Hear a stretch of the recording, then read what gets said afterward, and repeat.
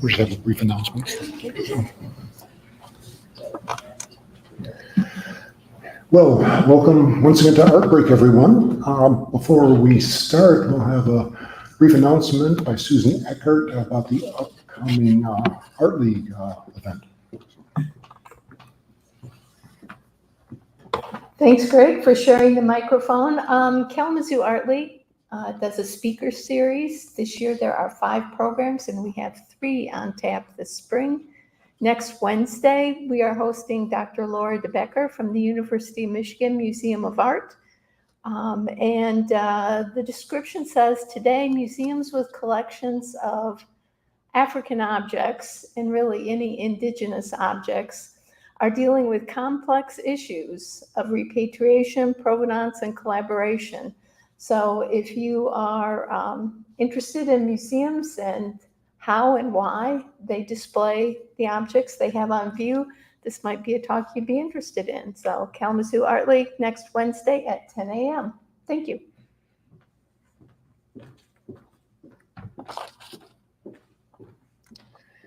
Well, thanks, Susan. Well, weaving is probably the oldest human creative activity known. I mean, it goes back into prehistory. And while weaving obviously has a very functional role, it's really a necessary role, creating clothing and related things, it's sometimes forgotten that also in these early cultures had a very important symbolic role. That the idea that with weaving you have separate strands or threads of fiber that come together to create this whole new entity. And in a way, the fibers, individual fibers are always present, they're essential, but they're now part of something that is, the sum is greater than the whole of the parts. And weaving too, I think, has also been an important aspect of establishing both community and cultural and individual identity through the various patterns and colors that are used. Think of something like the kilts in Scotland, for example. So this idea of weaving as a symbolic role is something really essential to culture, and the idea of sort of an underlying harmony or order, I think, is maybe all the more relevant even today. And our guest today, Victoria Marcetti, is, I think, a weaver in the largest sense of the word. In 2020, she was selected to be one of the post-baccalaureate residents at the Kirk-Newman Art School. And she was the first of the residents to actually be a weaver. In one of her pieces that was shown at the exhibit, it has a dual title of Ritual Identity and Righteous Indignation. And I think the combination of these seeming dissimilar things reflect work that sort of encompasses both a personal, a political, and I think also a spiritual aspect. And it uses the expressive nature of fiber to really convey some of these ideas. Today, Victoria works in different media, and I think she's also recognized as an activist in the largest sense of the word. She's a champion for communities, creating communities, and again, having this idea that there's this interrelationship at all levels of life that, again, go back to weaving. Some of her other activities, at least one important one, she is the director of out-of-school programs for Read and Write Kalamazoo, otherwise known as ROC. And this is a really interesting program that for the past 12 years has been offering creative writing opportunities for youth so that they can share their own stories. So I think to help us become aware of the relevance of weaving today in the largest sense of the word, please welcome Victoria Marcetti.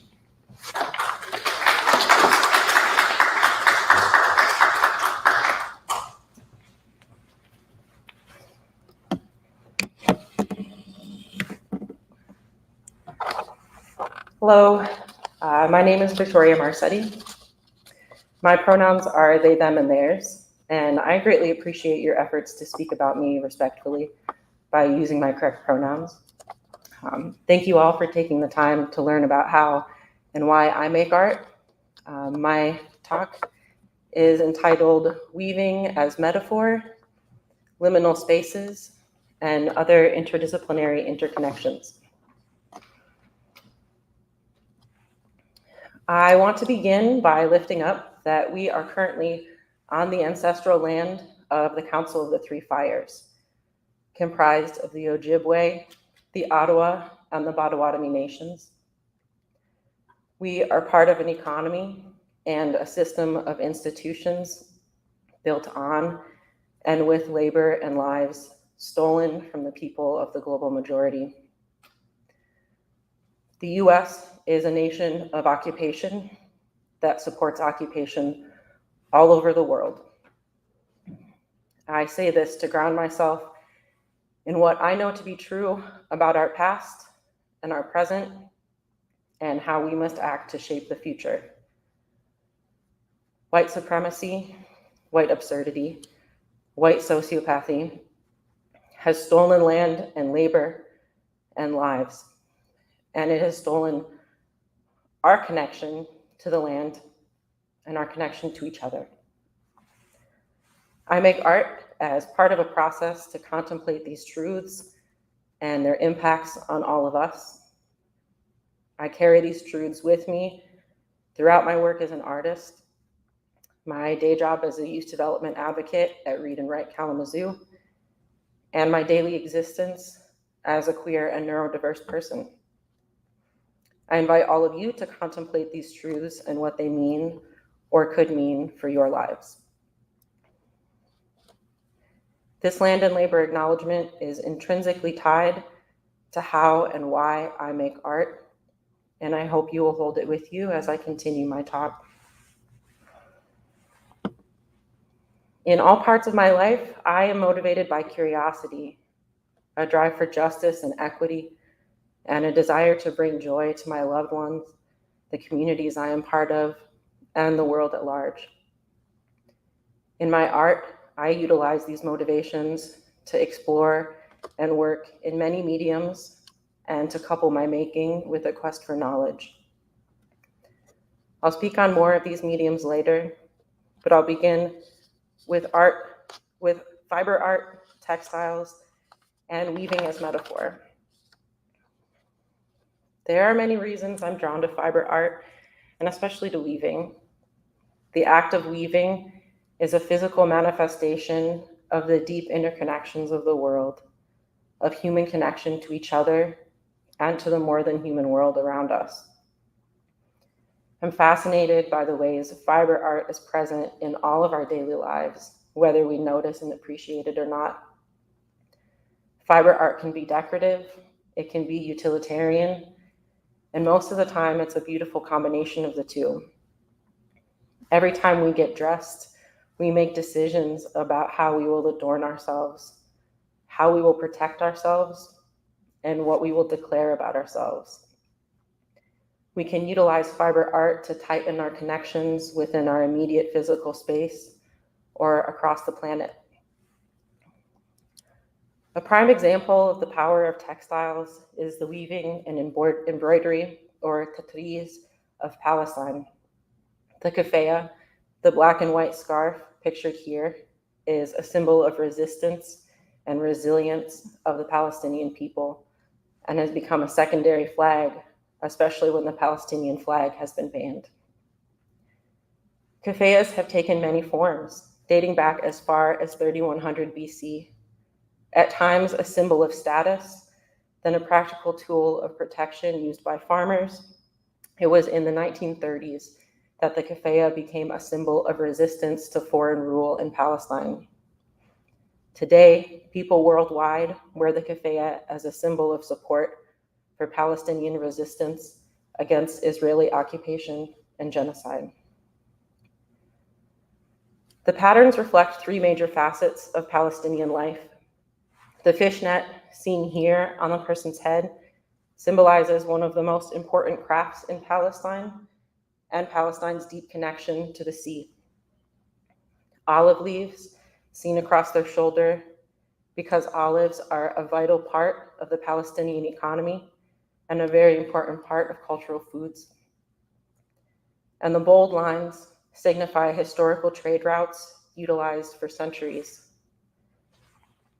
Throughout the past 75 years, all of these things have been purposely attacked, endangered, and destroyed by Israeli occupying forces, further strengthening the reason behind uplifting these symbols as resistance. For those wishing to wear your support for Palestine, please be aware of where you obtain your keffiyeh. Because of competition with fast fashion and foreign manufacturing, as well as ongoing restriction of access to materials and trade by Israeli occupation, there is now only one single keffiyeh factory left operating in Palestine. Herbawi has been in operation since 1961 and has seen many changes in the keffiyeh market, but today they are working hard to meet the worldwide demand for quality, authentic keffiyehs. These days, they're often sold out, but head to their website to get on the mailing list to be alerted when they restock. Tatriz, or Palestinian embroidery, pictured on the tobe on the left, dates from the 11th century. Traditionally, each village had unique patterns and motifs that symbolized and celebrated their communities. Since the Nakba, the forced displacement of Palestinians beginning in 1948, Tatriz has evolved and adapted to encompass more themes of resistance and resilience. It has also become a vital source of income for displaced Palestinians and refugees living in the diaspora. This video offers a little more insight into the power of Tatriz. I am living before being started.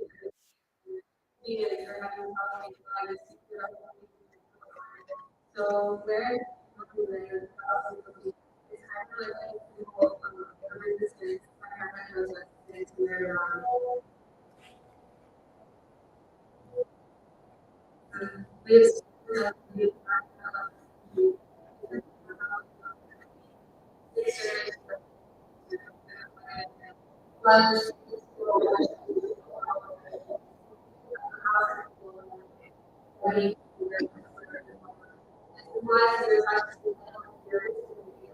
this all by hand, hours.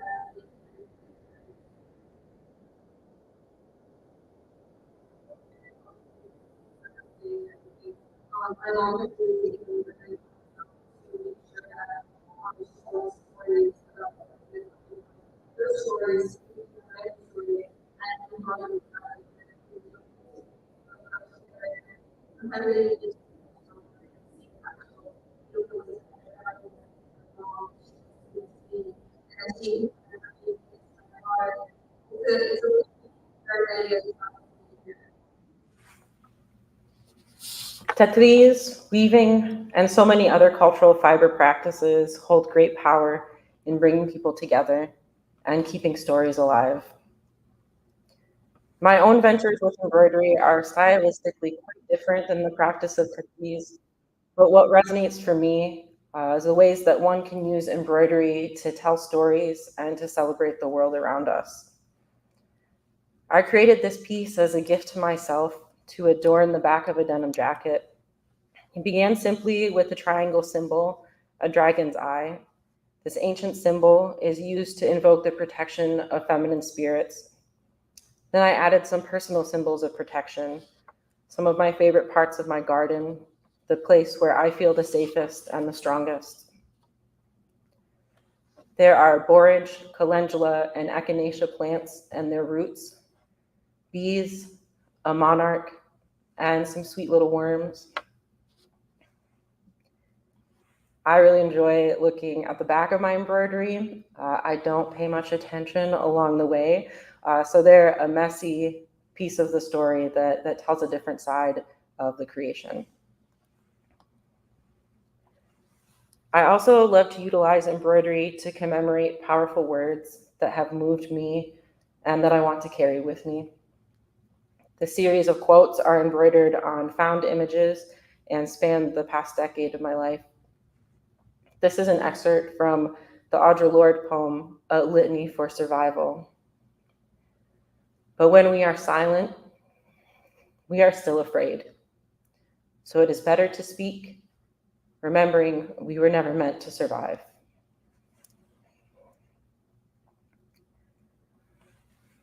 James Baldwin said, "Hope is invented every day." Alok Vaid-Menon wrote, "How ironic that they think my queerness is what made me want to die, when it is the very thing that reminds me why I live."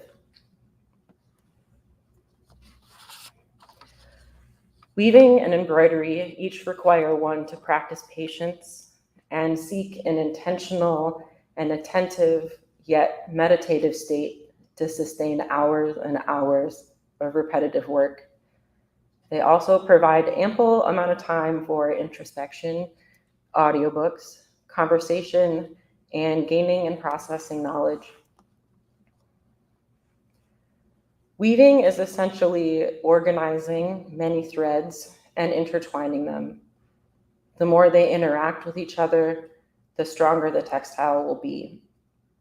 If you agitate the textile, the fibers begin to meld together and hold on to each other, making it harder to separate it back out into individual threads. To me, this is the story of building community, organizing and agitating and holding on to each other so each of us feels the reality and strength of our interconnections. Pictured on the left is part of a wool blanket as it was being woven, and on the right is the same blanket folded into a solid textile that cannot be taken apart. One of the ways we can build and strengthen communities is by learning and making together. This past summer, thanks to support from the Arts Council, I had the tremendous opportunity to attend a weaving workshop entitled Speaking Through Materials with Stephen Frost at Haystack Mountain School of Crafts in Deer Isle, Maine.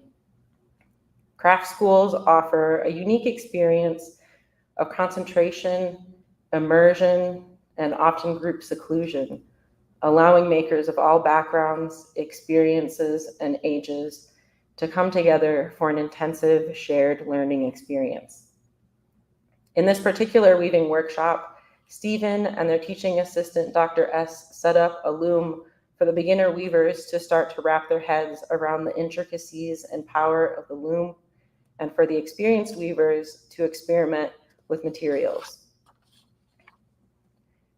I added these lines from my extensive collection of dried and emptied tea bags, and later I added an old guitar cable surrounded by pages from a discarded novel.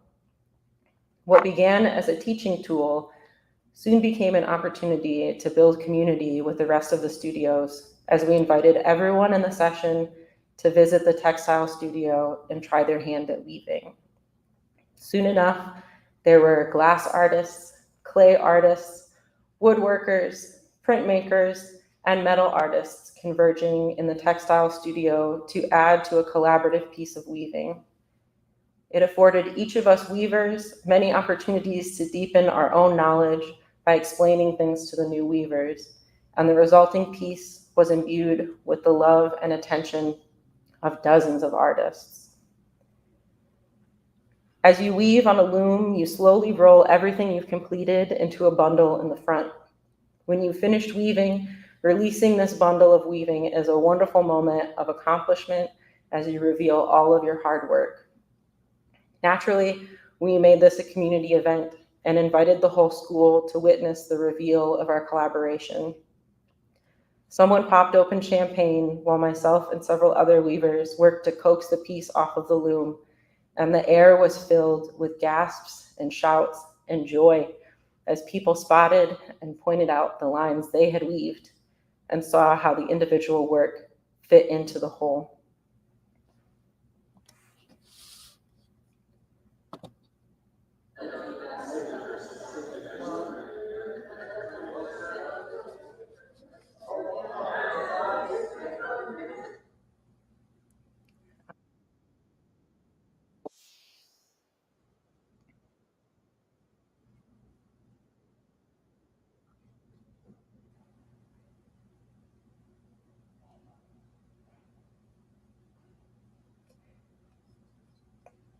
The finished piece was acquired by Haystack as part of their historical collection and will be enjoyed by artists for many years to come.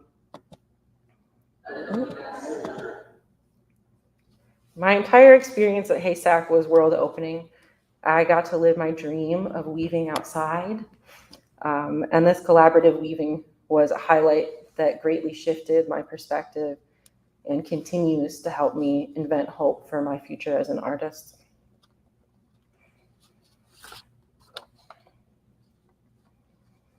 Many years ago, I came upon the concept of liminality and felt like I unlocked a section of my brain, the part where it would be okay that I exist in the in-between. Liminal means to exist in transition on both sides of a boundary or threshold, and that is always where I find myself. I'm physically and mentally held by the tensions of many truths at once, hence the name Lïmen Creative for my art making. I am genderqueer. The very fiber of my being exists at many points amid the socially constructed gender binary. I'm aware of and embrace my neurodiversities, celebrating that my brain is not wired to give in to the capitalist machine that wants us all to be obedient workers. I am acutely aware of the realities of where we stand in the timeline of capitalism and the terror it has wrought on our world. Even before I had the words to explain these things, I knew I didn't fit into the options that were presented to me. So I've always been dreaming of more, of a better, more rich world for all of us, a world that is within our reach. In my head and in my heart, I'm constantly being pulled tight between the world as it exists and the world as it could be. It is within this restlessness that I seek to keep learning how to be in right relationship with and deepen my connection with the more than human world. All humans have the responsibility to care for the world around us, but I think artists play a distinctive role. While it inspires and informs my art, I see my stewardship of the more than human world as something distinct and different from my artwork, as I am not creating, but merely supporting the world in their creations. In return, the plants and creatures and minerals offer me a calm wonder, a sense of stability and strength that nothing else can provide. For several years, I've stewarded monarchs, gathering their eggs and protecting them throughout their many transformations until they are ready to fly away. On the left, you'll see a magnified picture of a freshly hatched caterpillar eating their egg before moving on to eat the milkweed below them. On the right is a butterfly, many weeks later, off to lay more eggs. No matter how many times I observe this cycle, it still captures me. The garden, of course, also provides me with sustenance, beauty, and connection to my family. These hibiscus flowers on the right are from a plant that my mother grew from seed. She's a master gardener and has been teaching me about plants since I was very young. My desire to uphold my responsibilities to the more than human world also informs how I select the materials I create with. I grow marigolds to use as dye, but first they feed my pollinator friends. Marigolds can produce a wide range of hues. Pictured here are several cakes of wool dyed with marigold. I obtained this wool third hand. Weavers tend to stash a lot of materials that we intend to use one day. When it comes time to lighten the load, or when a weaver transitions on from this world, those stashes are handed down to other weavers to carry the work forward. I prefer to work with fibers that have been handed down to make use of what already exists, but also to honor the weavers who have passed those materials along. One of my favorite ways to use natural dyes is a process called ECAP, where you use resists to dye a shape or pattern into your thread before weaving. I use this process for this diptych. Mother Moon is both portal and vessel, which was in the West Michigan area show last year. On the left, you can see the thread with the resist still on. I used discarded bike tire tubes to tightly wrap the thread and prevent the dye from saturating the areas I want to remain undyed. On the right, you can see the thread after the resists have been removed, leaving behind the predetermined shape. Here is the thread on the loom. You see the pre-dyed shape in the warp threads, the ones secured onto the loom, as the weft threads are being woven in. Another natural dye I use a lot are black walnut husks. You might recognize these as those pesky things that litter and stain your driveway in the fall. I forage these, strip the husks, and offer the walnuts to the neighborhood squirrels. As soon as the bright green husks are broken and exposed to oxygen, they start to turn dark brown. They can be used for dye while they're fresh, or they can be dried and stored for dye projects year-round. I used quite a lot of black walnut dyeing for my residency show here at the KIA in 2020, entitled Ritual Identity, Righteous Indignation. The pieces pictured here are titled, Why Yes, My Body is a Vessel, and It is Already Full of Me, parts 1 through 4. Of Decomposition and Liminality, parts 1 through 3, seen in the middle. To Live in the Grace of the Uncontrollable, the altar cloth on the table. And Dragon Eye Deck, for meditation, protection, connection, and conjuring. The cards were printed from lino cuts and woven pieces. You can see more work from this show and read what it's about on my website.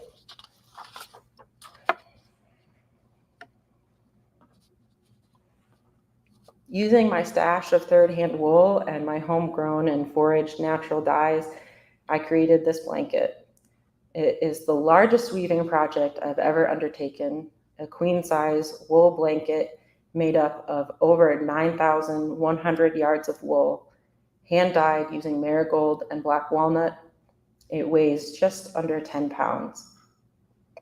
My loom is only 40 inches wide, so I wove one very long piece, broke it into 3 chunks, and then sewed them together to create the full width of the blanket. I look forward to leaving this to my nibblings and their children when I leave this world. As an aside, cats love weaving. They love the finished pieces, but even more, they love interrupting the process. During my time at Haystack, I explored more ways to work with upcycled materials and created this piece entitled The Only Lasting Truth is Change. The only lasting truth is change is a monument to change. Octavia Butler wrote in Parable of the Sower, all that you touch, you change. All that you change changes you. The only lasting truth is change. God is change. The process of creating this piece was a push and pull of shaping change and being shaped by it. Constructed by weaving thread made from old t-shirts, then dyed using the pigment tubes from discarded washable markers, this piece came from the consciousness of what we leave behind and how we can purposefully find new life for that which is forgotten. After releasing the weaving from the tension of the loom, it took on its own self-determined shape. The piece was then almost fully saturated with pigment, but as it dried, the pigment rose to the surface of the textile, again with self-determination that could not be shaped by my hand. Our intentions only mean so much. We will never be fully in control of their impact, and how could we be? Pro tip, just because it's washable marker doesn't mean that it won't stain your hands for several days. I also credit my inherent liminality with my need to explore and move between multiple artistic mediums. I love to weave, embroider, I'm learning to sew and about quilting, and I'm also a printmaker, bookmaker, toolmaker, and graphic designer. These are some of my lino cut prints. I like to experiment with materials that I print on. So it's a small piece printed on more of my saved tea bags and many patches printed on old band t-shirts. These are some awls that I made by hand sharpening steel, and handles are from driftwood from various Great Lakes. These are some hand-bound books. The one on the left is a variation on a Japanese stab binding that I created for a friend before they moved away. And the ones on the right are Coptic binding for my own journaling purposes. I find that anything that I make, but especially books, feel extra special to make when I know exactly who I'm making them for. And these are a newer endeavor, some hand-woven earrings created on tiny laser-cut hand looms.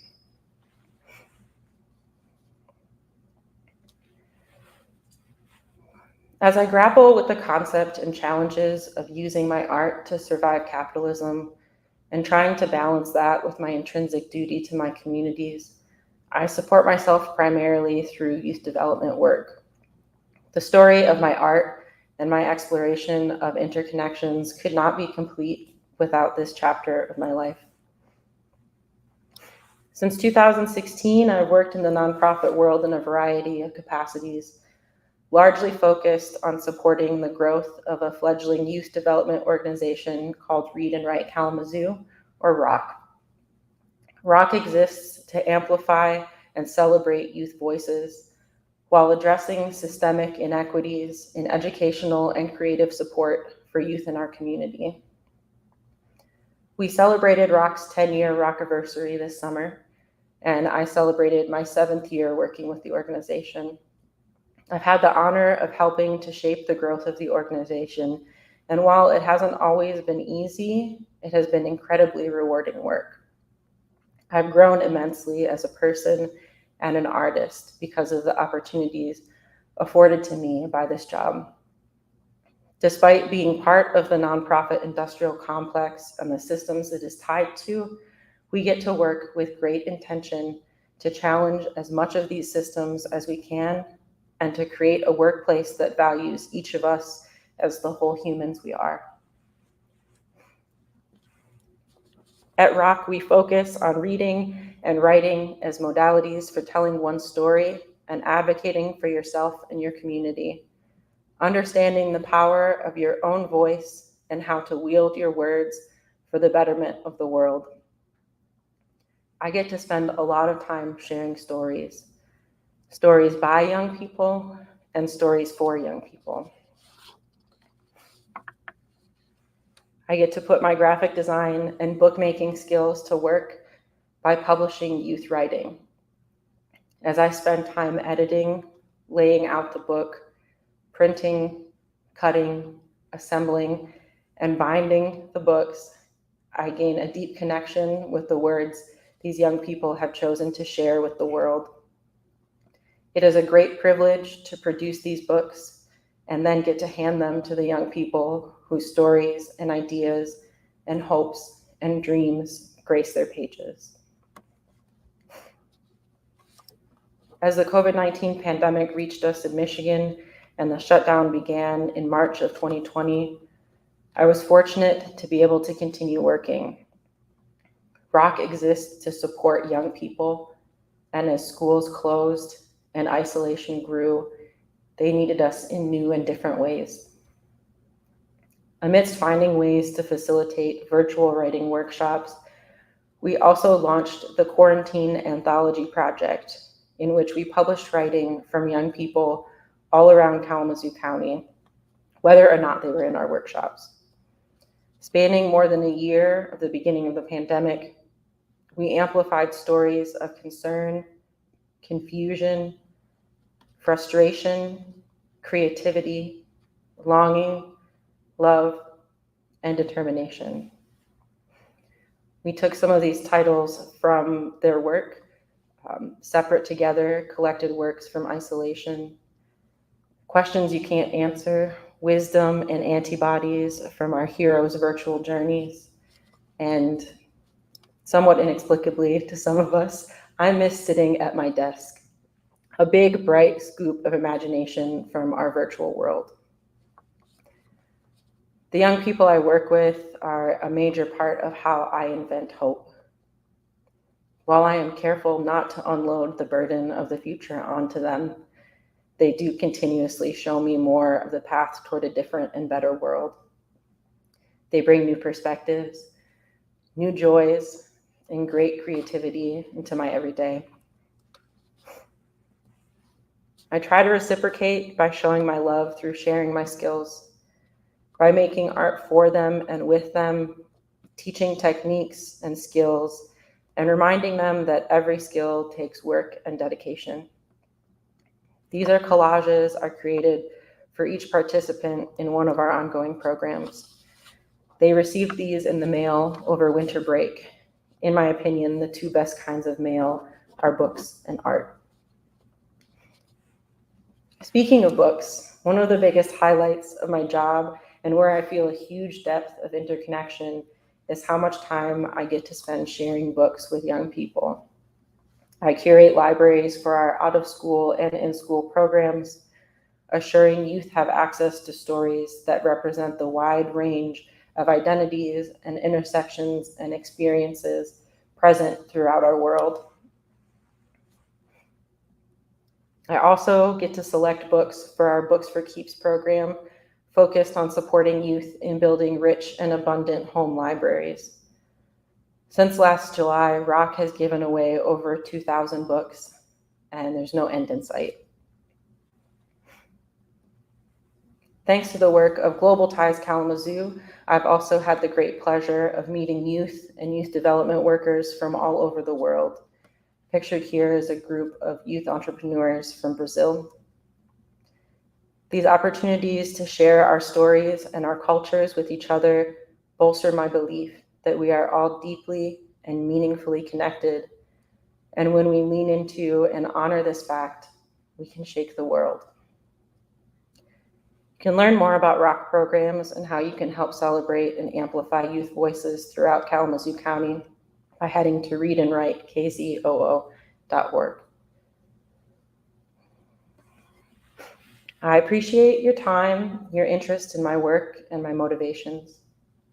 To wrap up today, I want to send a shout out to one of my favorite trees I've ever met, the Tree of Life in New Orleans, Louisiana. I've spent a lot of time thinking about this majestic being and wondering how humanity can show up and show out to assure beings such as these are honored and cared for. If we relearn how to care for the trees, we'll relearn how to care for each other along the way. Thank you. You can see more of my work on my website, limencreative.com, and on my Instagram, Lïmen Creative.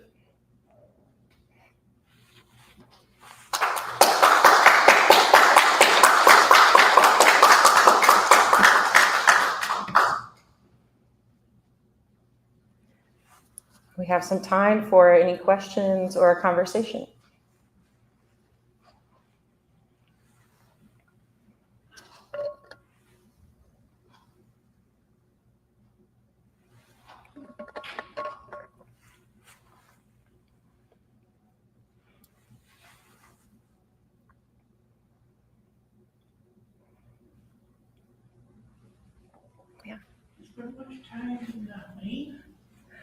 Do I spend much time in Maine? This summer was actually my first trip to Maine to go to Haystack. It's definitely a place I would like to visit more. It was a really, really beautiful place. Haystack is a craft school that's in Deer Isle, Maine. So it's a very small isle off of the kind of the central south coast.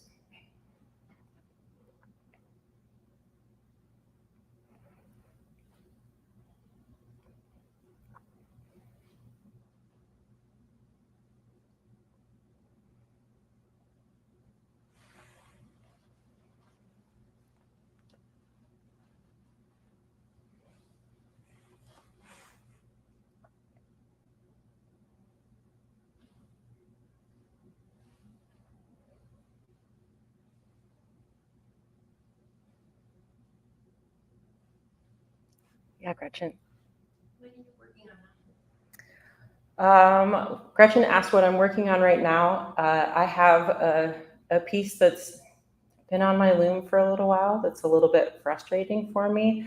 I'm working with more of the t-shirt thread, and the process that I'm working with right now is challenging because I'm not following a pattern and just kind of cranking it out. How I sometimes weave, I have to make a decision every time I make a pick, and it's hard and it feels very different. And I'm excited about what it will look like when it comes off, but I'm only about halfway through with that right now. And I'm working to learn about quilting. I have a really large collection of t-shirts that I've had since I was really young, and I'm using those to make a quilt for myself and learn the process of quilting. Thanks, Gretchen. I have some wool downstairs. Okay, I will be down.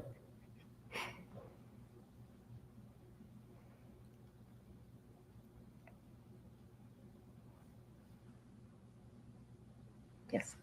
Just thank you for the great explanation of your process and the meanings behind it. Thank you. I appreciate that. I really enjoyed it. Thank you.